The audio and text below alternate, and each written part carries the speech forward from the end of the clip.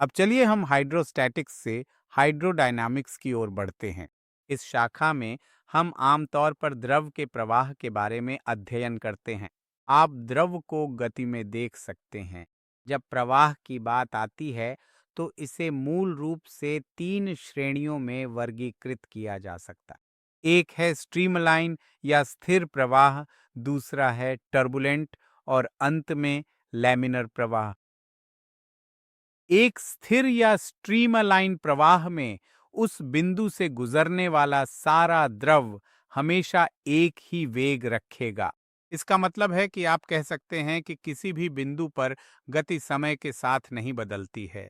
इसे इस तरह भी परिभाषित किया जा सकता है कि किसी बिंदु से गुजरने वाला हर कण एक ही मार्ग का अनुसरण करेगा। तो इसे ही हम स्ट्रीमलाइन कहते हैं।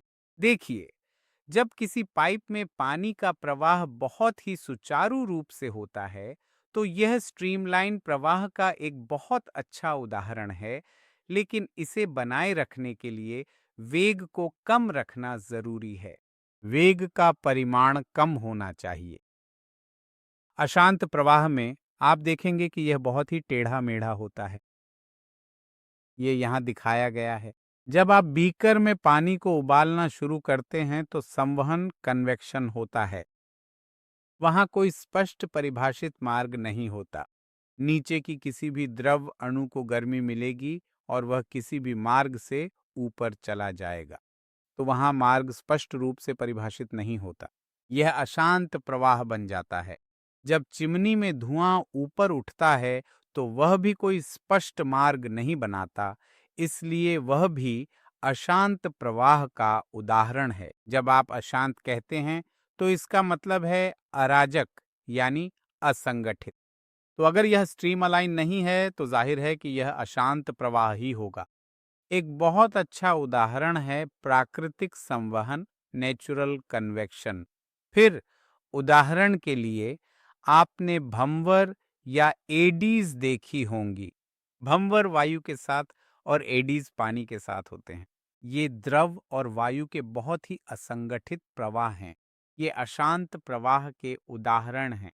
लैमिनर प्रवाह में आप देखेंगे कि प्रवाह हमेशा एक दूसरे के समानांतर समानांतर परतों के रूप में होता है।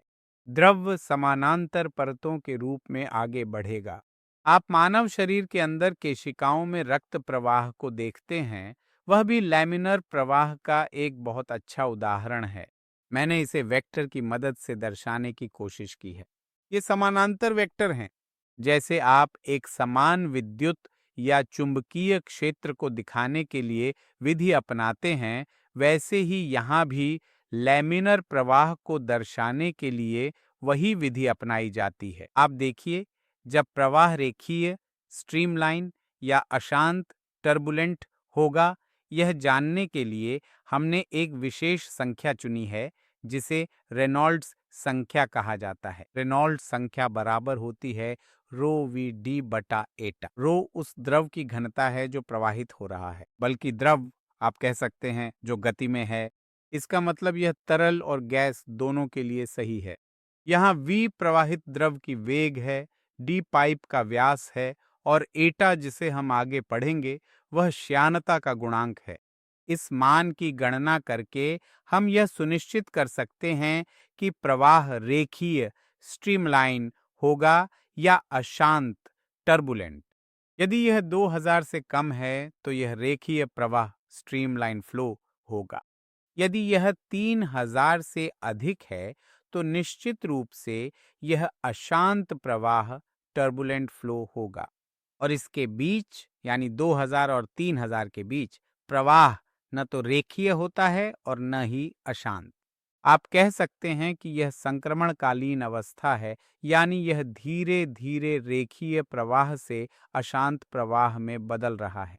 तो यह इन प्रकार के प्रवाह के लिए एक बहुत अच्छा विभाजन है।